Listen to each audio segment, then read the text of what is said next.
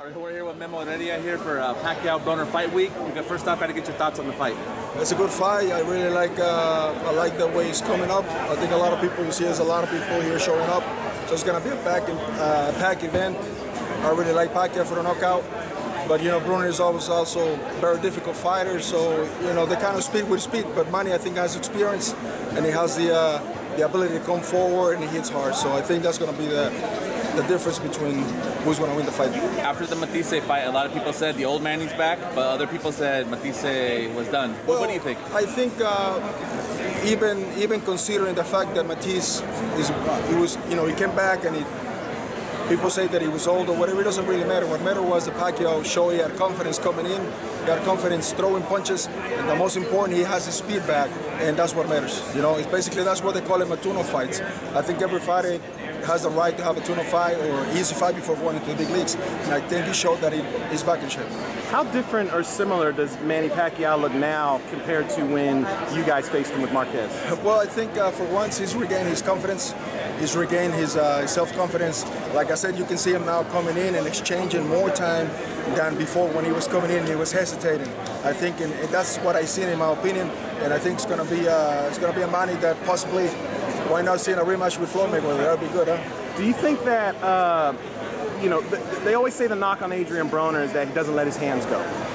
Do you think that's more an issue of him being gun shy, or is it something maybe having to do with his conditioning? I think it's not gun shy. I think it has to do with his conditioning, because I mean sometimes boxers doesn't throw punches because they get tired, or sometimes because every time they throw they get hit 3 times, so therefore they hesitate.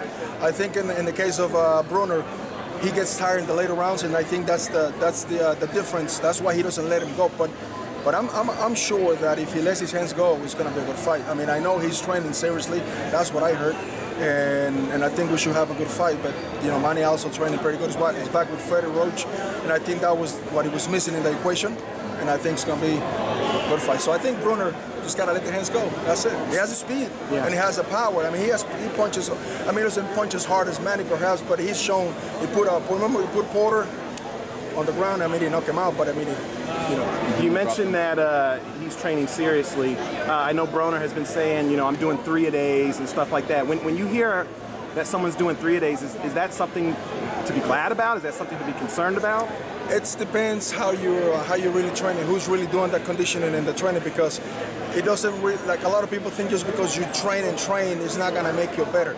You might overtrain yourself, but if you do it right, then you should be okay. Like I said, it comes to who's doing your conditioning.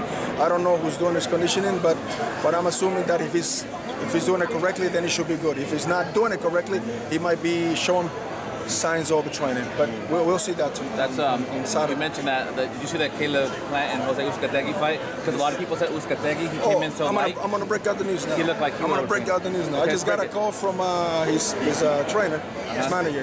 He just hired me for the possibly rematch with Bolivita. I'll be training Bolivita now.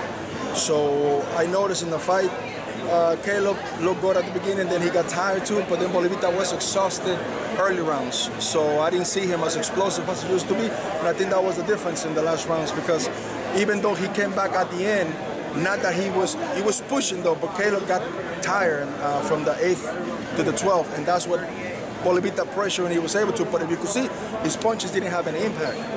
So it comes down to conditioning those rounds. So I think the rematch will be interesting. I think I will be interested in people to see. Would you guys see a rematch? What do you guys think? Oh, definitely. For sure there's going to be a rematch, or they're going to work on it? That's what he's on it. I don't know if it's 100%, but I'm assuming they're looking for that. Okay. And you also are working with Felix Verdejo now? With Felix Verdejo, I'm waiting for him to get his official date. They still have not given him the date. Right now I'm with Ugas. And we just pretty much concentrated for March 9th for this world title fight. So we'll go from there.